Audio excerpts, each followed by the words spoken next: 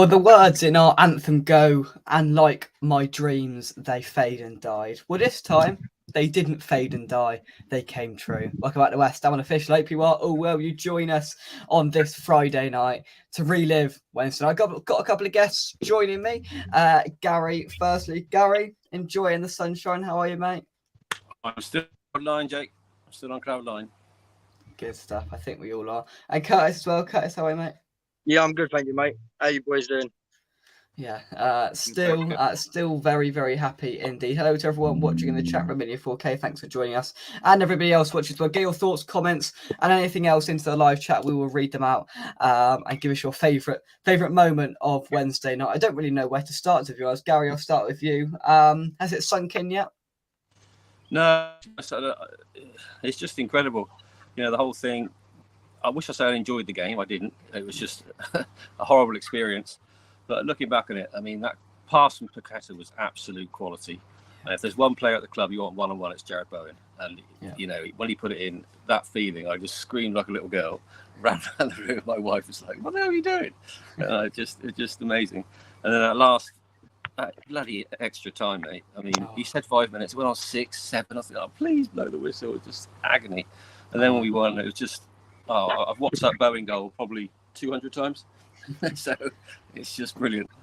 Yeah, I said the same on Wednesday night, Curtis, and we've got a player there in Lucas Paqueta that has shown himself in little glimpses, and he did a pass similar to the one for the goal just before it, where Antonio went through. He was marginally offside, and typically Antonio didn't put it into net. It wouldn't have mattered in the end, of course, but. He's very good at that, and he's very good at picking that pass to perfection. And the one person you want on it, Jarrod Bowen, and I had no doubt that he'd score. Yeah, of course. It's I don't want to put him on the same par as Payet, but it's a similar sort of thing that he used to do. He used to pick up the ball in that sort of mid-third section, and then take a little stride, and then look up, play the ball. But it's not just playing any ball. It's having the knowledge to know when to play it, how to play it, and he split the defence for the goal, obviously, and for Antonio's. But Antonio, just like Cornet, he just couldn't stay on side. But yeah, it's been difficult for him because the first half of the season, a lot of fans were saying he's not good enough, he's not strong enough to play in midfield. Moyes played him in several different positions. They couldn't identify his actual position with West Ham in our system that he always wants to play. But now I think he's sort of cemented that a little bit more. Oh, definitely. Let's see who is watching. Christian just landed at Heathrow. Colin Irons, brilliant work, mate. Hope you had a great trip over there. I said Prague was amazing. Hope all you guys are loving it. I tell you what, just my luck that I've got exams all year. We get to a European final, but next year's in Dublin. Gary, we're coming to your house and we're going to Dublin, mate. Let's do it. Two things I think I want to say, Jay. Firstly, I think I personally owe David Moyes an apology. I think, fair play to the guy. He did it because when he picked that formation, I thought, Emerson, why? But I thought he was tremendous. Yeah. But honestly, he was, after Paqueta, so I'm man of the match. He really, really good, surprisingly good. I thought he was very positive down that left-hand side, kept that winger quiet, and had a good game. So I think fair play to Moyes and fair play to Emerson, definitely. I definitely will come on to Emerson in just a second. Jay, thank you very much for joining us. And E7 Hammer says it as well. I hope you're well, mate. What a lovely week. Emerson by far man of the match. Now, me and Gary, we both sat here on the build-up show pre-match and went, I wouldn't have picked Emerson. No, I definitely said I didn't think it was the right decision. But Curtis, he didn't put a foot wrong. No, that's it, and that's why he was picked by Moyes, because of his pedigree of big games that he's played, in the finals that he's played for, trophies that he's been at teams and won. So it was questionable because of the fact he hadn't played much in the running of the final. But given Cresswell's form of last year, what happened in the semis, getting sent off again in the quarterfinals, I think that Fiorentina probably would have looked at that and looked at the fact that Cresswell was playing in the lead up to the final, and thought that's one that we could target. and they've got some. I mean, Fiorentina like putting the balls in the box so they could sort of single him out, sort of like what they've done last year in Europe. They targeted him, but yeah, I think that was a great tactical move from Moyes, and he actually used his head. Oh, it was, and many people have mentioned about the winger that Emerson had to deal with. I didn't really see him at all, to be honest. They were very ineffective, Fiorentina, and that's credit's got to go to our midfield, which I thought was slightly sloppy at times in possession. I thought overall we were very sloppy in possession of the ball, and there was periods where I was like, "Come on, West Ham, get hold of the ball," and just passed it round for a bit here because there were stray passes everywhere. But I think, if you look at possession, especially in the first half, they dominated it. Of course they did. And we didn't seem too bothered about that. But the only stat that really matters is that they only had one shot on target in 45 minutes of football, despite dominating it massively. And David Moyes' tactics of sitting deep, defending, and then taking them on the counter-attack has once again worked, Gary. No, absolutely. I think if you look at the game as a whole, Jake, they had one good chance after they equalised. To be fair, the lad, I can't remember who it was, should have put it on target, and that could have made life difficult. Other than that, I can't think of anything else they did in the game. Literally, we defended really well, I think. Admittedly, we didn't miss too many chances, but at no time did I think that they were on top enough to score. I didn't think they were going to score in a minute. So I think they said David Moyes got it perfectly right. It wasn't a game for the purists, but my God, we've deserved it. We've had years and years and years of wishing for something, and finally, I'm a lot older than you. You've seen something happen, and it's great. Long way to continue. It is brilliant. Harry, thanks for joining us, even all just back from the greatest few days of my life in Prague. Pinch me. Was that real? That's what we've all been feeling like. Thursday morning, I woke up and went, wow, it was real. Wow, it actually happened. Wow, we actually just won a European trophy, and all aspects of it. And just as equally as brilliant was the trophy parade last night. Watching that was sort of epitomised. It was live on BBC News, live on Sky News. Declan Rice goal to the microphone, and we're effing massive, ain't we? Live on national television twice. Yep. I think Mark Noble done it as well. Pardon? I think Mark Noble done it as well. Honestly, it was just truly exceptional. Yeah. I mean, we'll come on to the trophy parade. Oh, Kara as well. Kara as well. We'll get onto the trophy parade a little bit later on, but I mean, overall in the game, I was dreading it going to extra time because I thought we'd lose our legs and I thought we'd lose it in extra time, to be honest. But the perfect timing, very similar to the goal out in Alkmaar, ball played through one-on-one, and I didn't really have any doubts that Bern wasn't going to put it in. And of course he did. And then the celebrations came, and barring 20 idiots, our fans absolutely deserve that, Gary. Yeah. So I'm a little bit concerned what UEFA are going to do because they're typically heavy-handed towards the English team. So yeah, I wouldn't be surprised if we have a couple behind closed doors next year, which would be really disappointing. But I don't know what matter with people. You go to games. Why do you chuck things? People, you're going to get spotted. You're on CCTV. You're going to get banned for life. It's just, I don't know. Just enjoy the game. It's ridiculous. I know. But putting that to the side, our fans in the stadium around Prague, and after the game, it looked like one hell of a trip, Curtis. 100% gutted, absolutely gutted. I couldn't be there, even just to go there for the experience. But I was in a fan park up in London. Andy Swallow's one that he organised at the Orbit. Yeah. That was lively. Other than the beer situation, waiting about an hour and a half to get a beer, and then having to buy a jug. Not even drinking a jug, and that went up in the air anyway. But as you do, somebody got wet. Yeah, that's it. I got soaked from everyone else's beer, so I threw my beer at everyone else as well. Why not? But I didn't throw the jug. That was the main thing. I kept the jug because they were running low. I needed another beer. But yeah, no. Going back to Prague, when something like that happens, you just want to be there, don't you? And it was gutting. It's a shame that it was such a small seated stadium. I hear next year they're gonna aim to go for 30,000 plus. We won't need to worry about that. We'll be in the Europa League final. Well, yeah, true, yeah. So that'll be bigger anyway, wouldn't it? So, yeah, 50,000 in Dublin, so we should get 20,000 hopefully.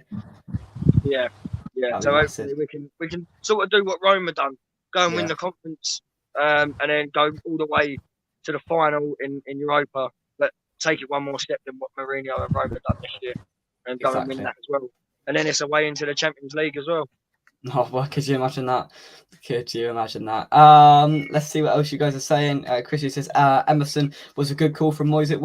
He was, and you know, I've been proved right with Moyes for a good few months through the season, but he's thoroughly proved me wrong over the last few weeks, and specific players as well. You know, I've been Thilo Kehre's biggest critic this season, but in the last month or two, he's completely proved me wrong, and I'll happily eat humble pie for it, because he has just become he's become that player we wanted him to. And yes, he didn't start the game, but he came on and we didn't look any different.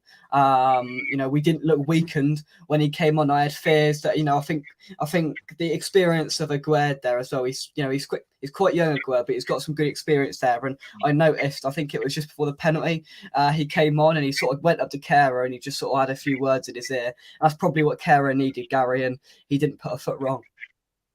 No, Kehrer certainly improved a lot in the last few weeks. I think he's got better. I think it was a good ball. I think Zuma disappointingly got injured. I hope nothing too serious. But I think the other thing about this win, Jay, some more interesting. Oh, Gary, we're just losing you. We're just losing your signal. I can't hear you, mate. Okay, so hopefully the transfer budget will be improved because of the Europa League qualification, which make the summer more interesting as well. Which would be good. Could do. Because we need obviously replace Declan with a couple of signings. So let's see what we get. For sure. Let's take some of your comments. Sorry, Hammers.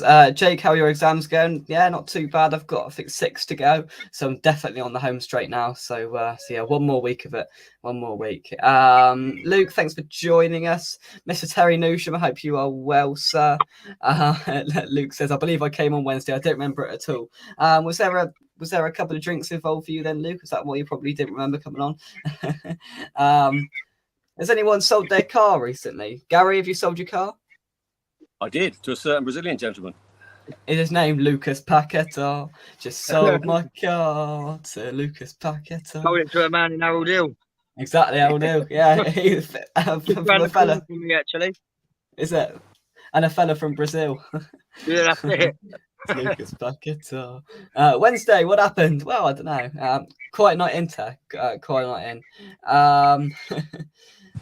Thunder and Joy says, for what Moyes has done for our club, I will never be Moyes out. We all can't play like City or Prime Barcelona. There is more than one way of winning a game. Oh, and you know, of course, there's critics of the way we play football, but at the end of the day, you know, we could have played flamboyant, amazing Prime Barcelona football and still ended up with the same trophy we've got.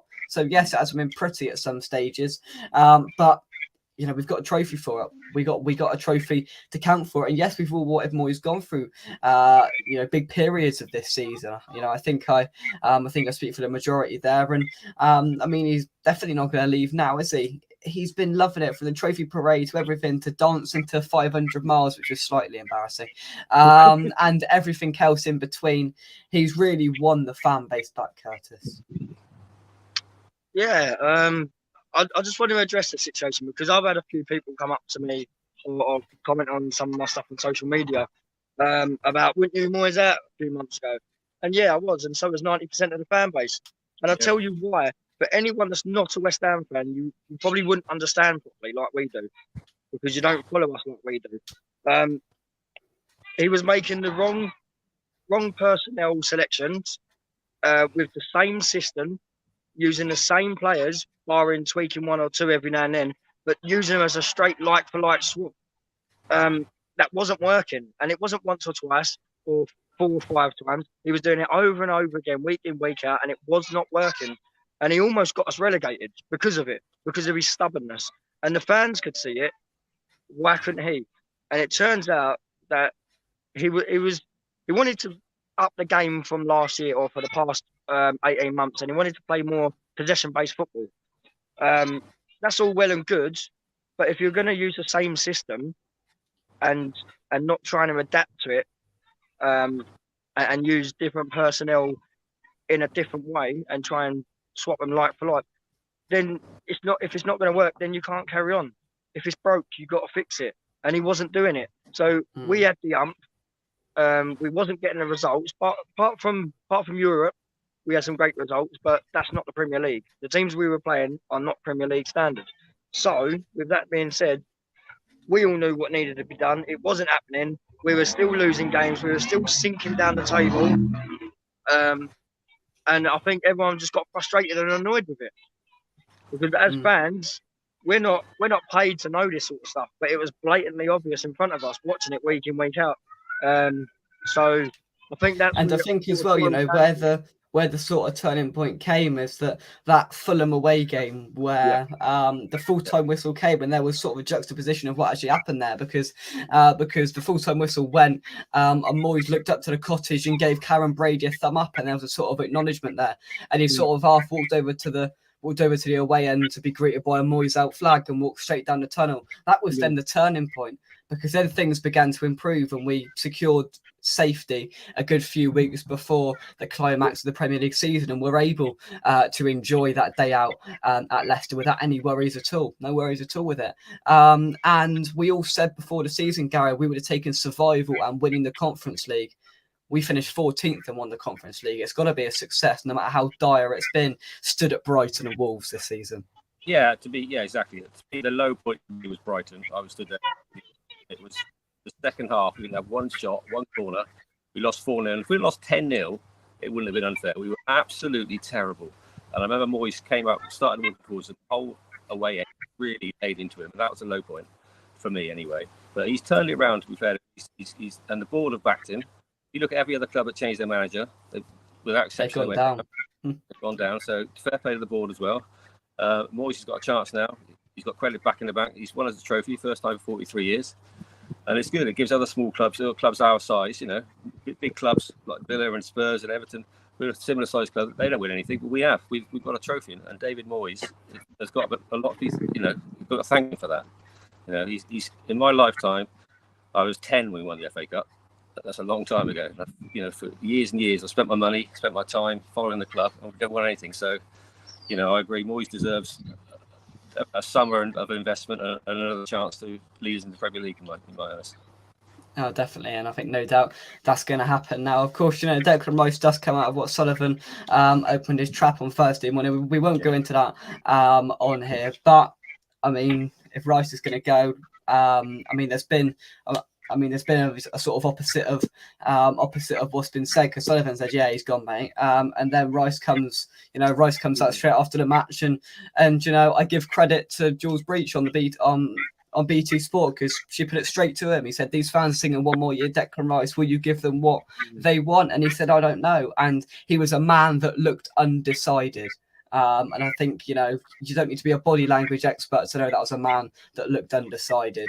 And then on the bus as well, you know, saying, and on social media, he's had nothing but good words to say about everybody involved. So I've still got a funny feeling. I don't know. After winning that, after seeing him just stood there as the fans sing 1 more year, 2 more year, etc., I don't know. I still think there's a chance. There's a little bit of my mindset that's flicked a little bit and went, I've got a feeling he's going to stay. It's a funny feeling inside me, Curtis, that thinks there's a chance. I don't know. Oh, 100%. It's 50-50. I mean, just touching on a little bit with a Sullivan comment. How can you say that the morning after we've just won the first trophy and a European trophy in a very long time? Especially after what Declan Rice said live on BT Sport post-match interview. He says technically his words, not the club's, because it's the club that's got a clause in his contract to trigger an extra year, which would make it 2. But Declan Rice said, essentially, I've got 2 years left at West Ham. I love this club. I don't have no bad feelings towards it and whatnot.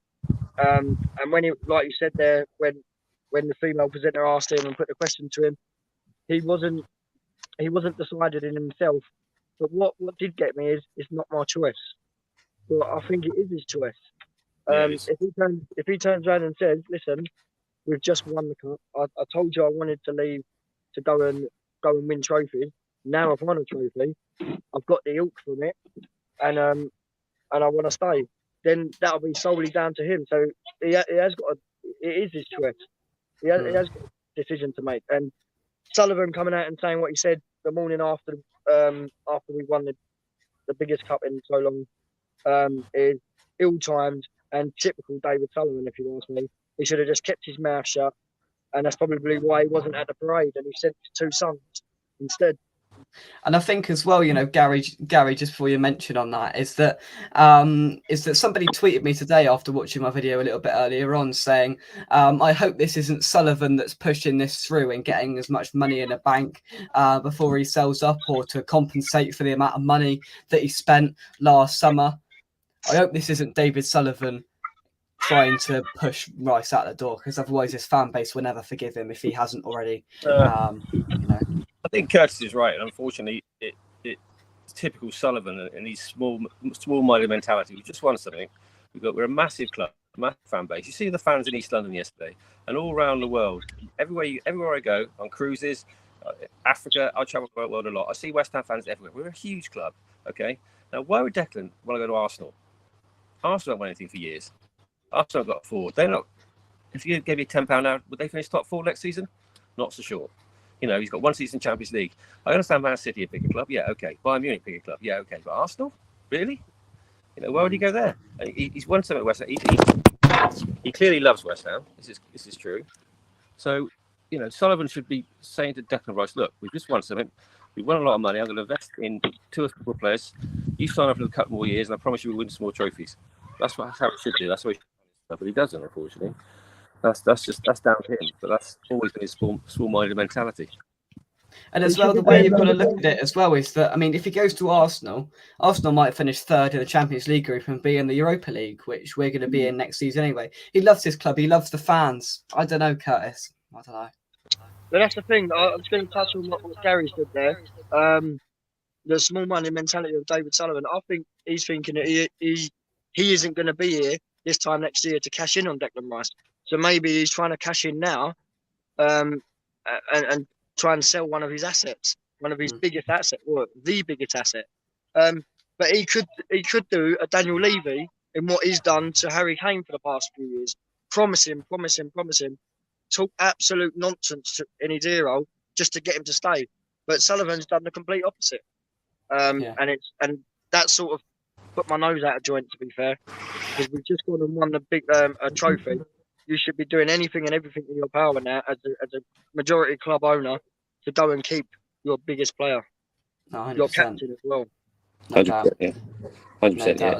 It's small-minded management. Small-minded management. You look after your best people and you say, okay, you're our best player. Everyone else in the club, in the team, I expect, will accept that Declan's the best player. And Paqueta is a class player. You've got 2 world-class players. Bowen's a good player. You've got lots of good players in that team. Invest 2 or 3 more. There's no reason why I can't finish above Arsenal. People say that's stupid. What have Arsenal got up front? Nobody. Nothing. So, we need to think big, but we just don't, unfortunately. Robert, thank you very much indeed for joining us. Luke is absolutely jazzed, Jake. I don't even remember Thursday, if I'm honest. Well, I respect it. Part of me is still waiting for VAR to knock off Jared's goal. I was like, please don't be offside. Please don't be offside. And he wasn't in the end. Moyes and Kera have had the best few days. The whole squad as well. And that little, the group of, it's sort of, emphasizes to me like the sort of cool group at school. You've got Areola, Kera, Paqueta, Benrahma. They're like the cool kids at school, aren't they? They're like, they're absolutely loving it. And I don't know what they've been drinking or doing, especially Paqueta. He looked absolutely out of it in the bus parade yesterday. He was absolutely out of it. And it's things that we've never seen. Most of us have never seen in our lifetime, Curtis. And it was just in complete disbelief sat there watching that parade yesterday. It was immense. I was following the buses all the way from Upton Park, and Kera, I'll tell you what, when he retires from football, he should be some sort of entertainer. He had that mic near enough the whole way from Upton Park all the way to Stratford. He gave it to Cornet for a bit. He didn't really do much, but Kera was loving it, and he loved entertaining the crowd. He is a proper warm-up act for entertainment or something. That's what he should look at doing. But when I see the likes of Benrahma, Paqueta, Aguerd, and Kera on the back of that first bus, they look like some modern day boy bands. They look like poster boys for a new boy band that could come out. I mean, look at them, just look at them. Yeah, quality. Curtis, can I just say something on Jake? Say something. I haven't said this, but Ben Rama, how cool was he with that penalty? By the way, I mean, Oh. I would have just like, oh my goodness me, but not a doubt, straight in that top corner. He did it in the semi-final as well. And fair play to him. He didn't get much credit because Bowens took the headlines, rightly so. But what a penalty, by the way! What a penalty! Oh, the It was a great composure. penalty. The composure of both of them, you know, they both had a lot of time to think about it in sort of different situations. You know, Ben Mm. Rama had a lot of time to think about that through the VAR check, through the hassling, through actually taking the penalty. There must have been 3 or 4 or 5 minutes in between, you know, the handball actually happening to the penalty actually being taken from Ben Rama. Brilliant, and the composure of Bowen as well to you know put that away and not fluff his lines was just absolutely exceptional. Let's take some more of your comments. Fender and Joyce says, every time I see Moyes dance, I can't help but smile. Moyes has earned another year, in my opinion. Loyalty in football cuts both ways. It does, and he 100% deserves it now. And there's a lot on those first 10 games of the season. Hopefully we can have a couple of nice games to kick off, because last season's sort of start was absolutely horrific. You know, having Man City at home, we were never going to win. Forest in their first home game since 1999, we were never going to win. Brighton, forget it. And all of a sudden we were 3 games bottom of the league with no points. So hopefully the start of the season can be a little bit more pleasant for us in the upcoming season. Maybe, you know, a nice couple of away days in the sun. Get some points on the board early, and then I think it will set us up nicely with the confidence we have to go on and really kick on. But it's all about that start. Thunder and Joy says the thing is with Moyes, he saved us from relegation twice when we needed him at the most. The fan base turned on him, and that is crap in my opinion. I mean, I think the fan base turned on him rightly so, because I mean it was like Einstein's theory. If you keep doing the same thing over and over again, expecting different results, it just wasn't going to happen. But the key part of it is now, and you know, I 100% give him credit, is that he's managed somehow to turn it around. Whatever he's done, whatever they did, however he's done it, I don't know. He's managed to turn them around.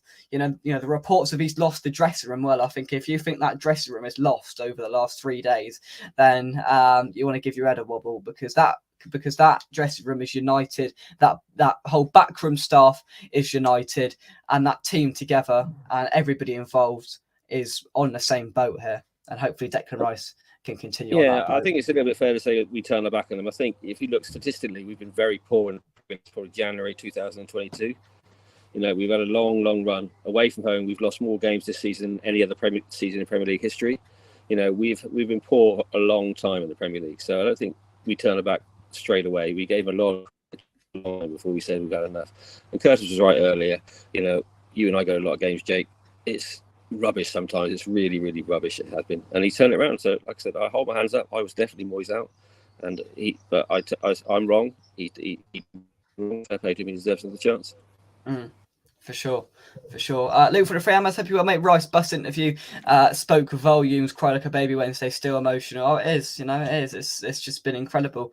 Mr. Driscoll says, I'm going to play devil's advocate and suggest this. Sullivan made them comments to put the ball in Declan's court, make the decision harder for him to leave. I think it's just pushing him out the door, to be honest, even more. I think slightly, you know, I sort of understand to an extent. I mean, I don't think Sullivan's that intelligent to be able to do that, to be honest with you. There's only one way. There's only one reason why he's done that, because he's thinking about lining his own pockets. Yeah. 100%. There's no way that you would, if you're going to put the ball in Declan's court, and try and make him think it's harder for him to leave, or try and make it harder for him to leave. Sorry, then you wouldn't say what you said, and you'd say something in a certain way that it would make him think. Whereas what he said, in essence, is if I was Declan Rice, I'd be like, well, you obviously don't want me. You obviously want to cash in for me.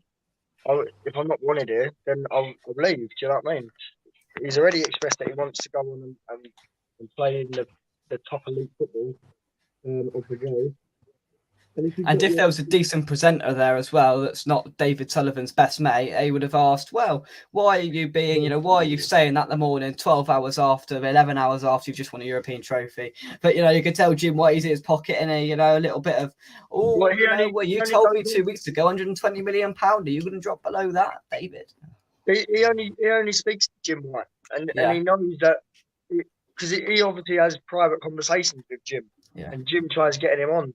and then Jim White and Simon Jordan turn around and they try and slate West Ham fans for what they say and try and say that we're not grateful for what Sullivan's done. And it's like, well, look at all the negative stuff that he's done. They easily outweigh the positives that he's done, because there aren't many positives. Right, he came in and saved us in 2010. Right, cool. Anyone with a bit of money that would have came in for us would have saved us. It just happened to be him. But he also got us relegated. Well, it was the owner that got us relegated in what is it, 2012 or 2011, and then promised us all this garbage that he said when we was moving to get the fans on our side, on his side, sorry. That turned out to be absolute garbage. It was a deal done backhandedly with the firm that was building the houses. Turned out that he had someone that worked high up for them, that was his mate, and he sold it cheap and then got a backhand back off of him. Sold all the fans down the river. So I think he just needs to shut his mouth. And for the first time in a good few years, they started to shut their mouth. Yeah. Oh, well, as well, that's the key part of it is that over the last few years, pretty much since the whole uproar about Dean Garner, Gary, he's pretty much shut his mouth, and he hasn't really said anything until Thursday morning, Gary. No, the timing was very, very poor. But, when I look at Declan Rice, he wants to win things, and I fully understand that. It's a short career as a professional, but he's already won something. So he's won up on Harry Kane already. So, he's won something. So what Sullivan should be saying to him is, Declan, you've won something. Did you enjoy that? Let's do it again next season. What do you think we need? And Declan would say, I don't know, a right back, a left back, and a forward or whatever. And Sullivan can go out and get these top quality players to show him that we're serious about pushing on. Unless we want to try and win the Europa League, let's try and get top four football. That's all we need to do. That's what you call management. You sit down with a player, your best player, and say, look, you're our best player. You just hold a trophy up. 166 teams into that Conference League. We won it. Yeah. Now, people might deride it. We are the champions of that. That's in history. He's the third player after Moore and Bonds to lift a trophy. Sullivan should be sitting him down saying, on cloud 10. We're all on cloud 9. He's high up because he's lifted that trophy. You should sit him down and say, what do we need, Declan? You tell me and I'll do it for you. And Declan loves the club. He loves the club. You can see it in his eyes, his heart. But I understand it's a short career. He wants to win things, and I fully get that. But if Sullivan sits down and says, look, we've won something, let's win something else, what do we want? And backs that up, we can keep him. Yeah. There has just been some information released regarding the incident with the cups being thrown, and I can confirm both clubs have been charged for throwing objects. Both clubs, I repeat, have been charged for throwing objects. While the Hammers have also been punished for invasion of the field of play after about 15 fans got on the pitch and started celebrating. I wonder whether Frankfurt got a fan last year after about 50,000 of them managed to get on the pitch. I'm not so sure. The Hammers won the match 2-1, of course. Fiorentina have also been charged with lighting of fireworks. UEFA say the matter will be decided in due course. Police said 23 fans were arrested in Prague. One was a West Ham fan. The rest were Fiorentina. Fiorentina fans attacked West Ham in the centre of Prague, with 17 of the 22 fans of the Italian club detained over that incident. So basically 22 Fiorentina fans were arrested. 17 of them were in regard to the incident in the afternoon, and another few in the ground as well. So hopefully there's no further repercussions for West Ham, no fan bans, stadium bans, behind closed doors. Hopefully that will be it now. Rich, hope you well, mate. We can now sing. We can now go to Spurs and sing "We Will Be Running Around Tottenham with Our European Cup." Champions of Europe. You'll never sing that. I'm praying for Tottenham away early on in the season. Imagine Tottenham away first day of the season. They're in complete and utter disarray. They don't know what this Postecoglou bloke's going to do. They haven't signed no one. Kane's left. We come in, sun's out, beat them, champions of Europe. You'll never sing that. Harry Kane, we've won more than you, even though he's not there. It's going to be brilliant. It's going to be absolutely brilliant. And fair play to you, Rich, as well. You've done every single game this season, pre-season, mid-season friendlies and games. Rich, you've done a superb job over 60 games. I think you've done. Have a few days off, and I'll see you in some obscure place in Europe, and I'll buy you I'll buy you a pint. Well, that's illegal. I'll buy you a Diet Coke. You can give him the money so he can get it. Yeah, I'll do that. Luke says, here's one for you, Les. Do we need to buy a captain like we did with Nolan and Lucas Neal, or do we have a captain at the club already if Rice leaves? Gary? I think we need a strong personality, whether it's captain or not. I'm just trying to think who would step up. Aguirre could possibly step up. Yeah, Kara could step up after his antics last night. So there's another possible. But I think we need strong personality in midfield. Yeah, so that there's whether it's captain or not, we need a personality. Yeah, someone that's going to replace Rice. Yeah. Would you be in agreement, Curtis? Yeah, 100%. The only one that stands out for me is Aguirre. He's got leadership qualities at the back. Other than the keeper, the defenders have got the best view of the pitch.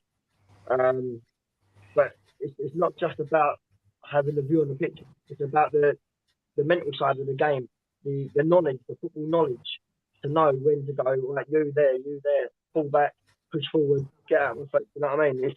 It's the tactical side of things as well. And to be a personality, to be respected in and outside that changing room, on and off the pitch. And I think Aguirre's got that, you know.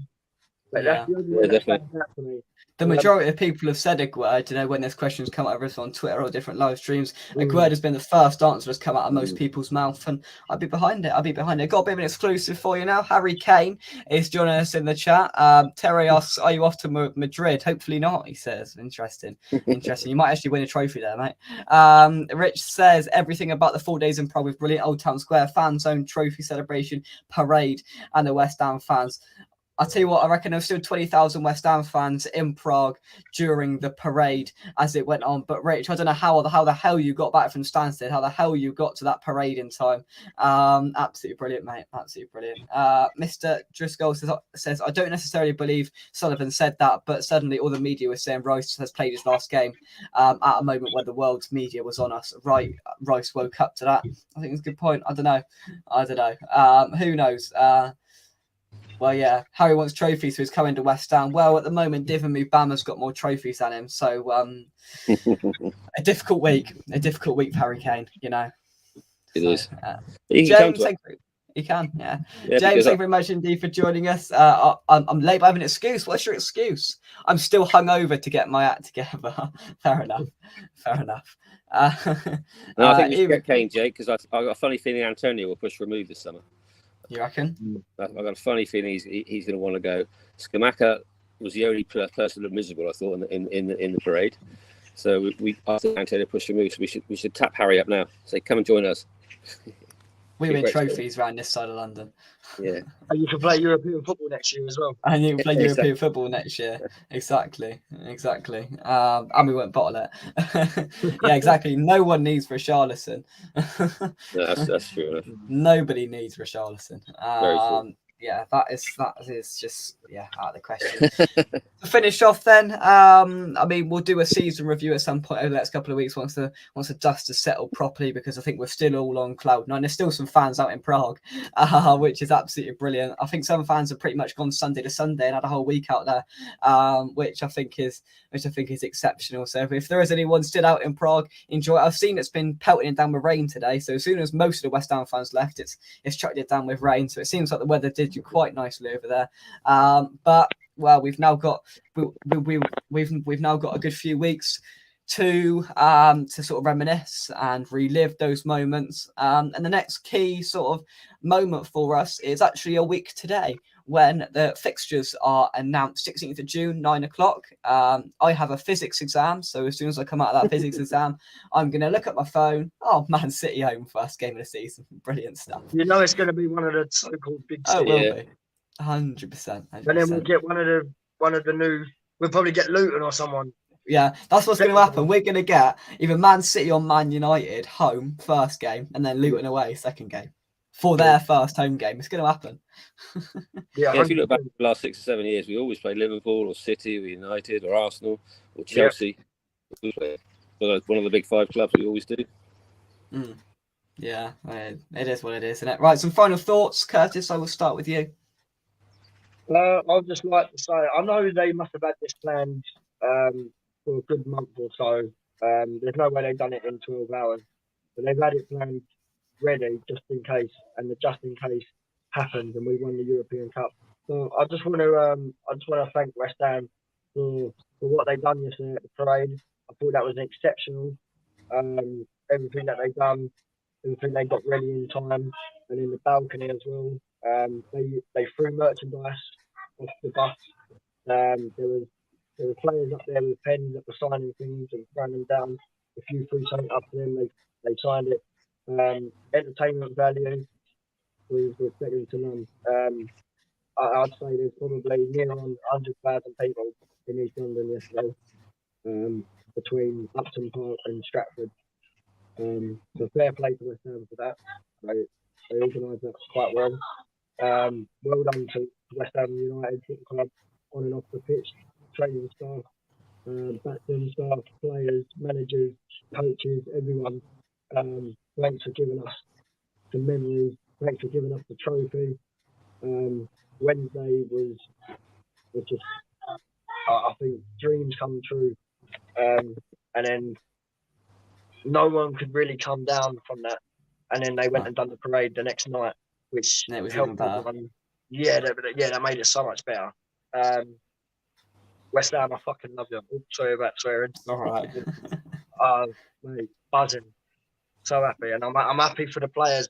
I'm happy for the rest of the fans. And for everyone to come out and acknowledge the fans for it was just amazing. Even players that haven't been there that long, they come out and said it means so much to the fans. So fair play to West Ham. Brilliant. Gary, try and top that. Curtis, you said it all. You said it all, mate. I mean, it's so nice to finally win something. So often we get knocked out of semi-finals or we'd let ourselves down. And you could see actually it meant as much to the players as it did to us, It was so. I've seen the video on Twitter when the players are walking back to the hotel about 2 a.m, and you can see them all dancing and singing. And it's just they're so happy. And we seem so close to the players at the moment. As a club, we seem very good bonded. The fans and the players, they want to do it for us. We're really pleased for them, and it's just the club's in a good place at the moment. Really happy, and it's so nice to be a West Ham fan. Normally, you get laughed at West Ham, Yeah. But now I'm going on a cruise tomorrow. I'm going to pack lots of West Ham tops, and I'm going to walk around with West Ham tops, and I'm going to talk about them to all these other fans. What have you won this season? Unless you're Man City, don't come and talk to me. So it's great. Absolutely brilliant. Have a great time, mate. And it's been lovely today. I casually took the day off yesterday because I didn't have an exam, and I walked in today. My French teacher, my English teacher, my maths teacher, they all they're all pretty footballed up, and congratulations. I walked in. I'll tell you what, it's hot, so I haven't been wearing coats or anything, but I wore my West Ham gilet today because I thought I've got to wear something West Ham today. I've got to make it known. I mean, this may not ever happen again, and I did have to take it off because I got a bit hot, but people were like, "Oh, what are you wearing that for?" I'm like, I think, one other thing, Jet, I think we've got the best fans in the world, and the number of different songs we've got for the players compared to other clubs. We are just so original. Just come up with songs all the time, and they're brilliant. I mean, the Bowen one is just it's an anthem. The players love it. It's just brilliant. It's such a good. Whoever comes up with these songs is a genius, and fair play to them, because we always got virtually every week or every month there's a new song. Like Paquetá had one, and we've got another one. You just got songs all the time. You go to other grounds and they sing the same over, and we've just got loads of songs, and it's brilliant. Oh, exactly. And there was a Soufal one that was going around as well that didn't quite make it out to the stadium. Vladimir Soufal running down the wing. Soufal, hear the West Ham sing Soufal, and we're going out to Prague. Soufal. I'm not going to sing it because I don't want to embarrass myself. But again, one for next season to tweak slightly with the Prague bit. But I mean, there's so many there, and the fans love them as well. On Emerson's Instagram live or something, I think it was Emerson and Kara started off one more year Declan Rice, and I was like, oh my god, players are starting off a song asking for a fellow teammate to stay at a football club. That was just incredible. And they're all singing West Ham are massive, Bowen's on fire, all of them. And to get the whole squad singing Bubbles, David Moyes, everybody, it's just been a whirlwind, incredible. It's been a dream, and they usually fade and die for us, and this time, well, they most certainly didn't. And I mean we've got they secretly love them songs themselves. They love the buzz of it, and because of the type of beats they are, our songs that originated to, they're just so upbeat anyway. And obviously because of the feeling that they're on, they wanted to see another 60 to 100,000 fans sing it. And for them to instigate it, like I said, Kerr on the mic, he was instigating everything on the way through Glasgow yesterday, singing everything and everything, shouting at everything, getting the crowd up. He absolutely loved it. And when they was on the stage last night at the town hall, you can tell they love it. Yeah, every single song, and it's a shame because we make some great songs, and then like the Dimitri Payet song that we had, and then Spurs go and nick it, and then other clubs go in it. And I know obviously a lot of other clubs nick other people's songs, but there's a lot of our songs that we make and other clubs go and nick. So it shows that West Ham have got a good humour. Absolutely. And I think as well, just to finish off, the relationship we're currently seeing between the players and the fans, I don't think I've ever seen in my lifetime. And you might agree as well. The relationship between the players and the fans and everybody involved, it's special, and we've seen that over the last week, Carrie. Yeah, absolutely. You can tell, like I said, Jared Bowen, his eyes, he was so pleased for himself and the fans, and so was Declan. You say what you want about Declan Rice, whether he knew he was going to leave his last game or not. He really wanted that for us, and you can see he does love the fans. He loves the club, and the bond is there. And I think he's probably having second thoughts. In time, he may well, cold like a day, decide to move. But hopefully, like I said earlier, someone can sit down and take this euphoria and his closeness and where we are, and invest in those feelings and promise him some quality signings to push on. He can be persuaded to stay. And use this bond. I'll tell you something, Jake. He's not going to be loved anymore by another club than he is by us. That's not going to happen. I agree, 100%. Right, let's take some of your final comments. No one needs Richarlison. Richarlison is a poor man's Paqueta. London is claret and blue. Certainly is. Terry says, thanks to you all. Get on that like button if you can, please. Coming on as Champions of Europe. You'll never sing that. Champions of Europe. We know what we are. Oh, it's going to hit different next season. Look at that. No, that is a shirt. That is. Brilliant. Good. Where'd you get that from? Andy Swallow had loads made out. So he took loads to Prague. And then at the Orbit, where I watched the fan park, watched the game, they were selling them. So it was a bit bold and a bit brave. Because they had them pre-printed. As soon as that final whistle went, they brought out a shirt, £20 each. So I had to get one. Fair play. Paqueta does the samba and Richarlison does the koki. Just want more and more people. Just want more freedom of love. Bowen's on fire. Annie's hugging my daughter or something. Yeah, you know the rest. I bet once Big Danny Dyer has had a couple of drinks, I bet he sings it. He did an interview. Yeah, and he did one with DR Sports as well on YouTube. And he said, I have 15 cans of Stellas, and I find myself in the pub starting that own song off. He said the thing with it is that he's commending and saying the song's saying thank you to my sort of son-in-law in the future, and then it's sort of saying how good with Danny Dyer is. So it's all good. It's all good. It's absolutely brilliant. While we're on that subject quickly, congratulations to Bowen and the Dyer family. Yeah, definitely. What a time! Two kids scoring in a European final. What a couple of weeks he's had. In my opinion, Sullivan put that in a way. It's Rice's decision if he wants to go. Whatever happens from now on, we will always have Prague. We will. Yeah. Kara was man of the match for the parade. Absolutely brilliant. Yeah, don't think the BBC were too impressed with Rice. So we said, we're effing massive, ain't we, to start with? And then he went, we do apologise. The players are very, And then he said it again 2 minutes later. Once again, we do apologise for the language of Declan Rice during this. We wrestled the BBC. No other club can do it. No other club within a day's notice with 20 to 40,000 fans in a different country can get that amount of fans, creating a sea of claret and blue, a sea of West Ham fans across East London. No one else does it. Man City aren't going to be able to top that, and they're going to win the elite European trophy, but they should do. They're not going to top what West Ham fans have done. For sure. You know, Curtis, that we've won more European trophies than Man City. We've had 2, they've only had 1. Right, yeah. We're bigger than City at the moment, for one day at least. Yeah. We were bigger than City anyway. They've only We always have been. James says, Kara, that man, a few words stole the show. He's starting to see Anton Ferdinand on there to see. Bobby Moore's daughter was on the Nice on the touch. bus as well, which was a nice touch to see as well. Just incredible. There's no other word for it. Thank you very much indeed, everybody, for watching. Drop a like on the video and subscribe to West Ham Official if you're new. Curtis and Gary, thank you very much indeed. Look at that t-shirt, it is beautiful. And like our dreams, well, they most certainly didn't fade and die. From us, come on, you Irons. Champions of Europe. We Champions know of we Europe. are. You'll never sing that. And I'll end on my victory speech before the game. And somehow in the end, it came true. See you soon, guys. Bye-bye. From Denmark to Romania to Cyprus to Belgium to the Netherlands. What a journey we've had. And it now ends in Prague.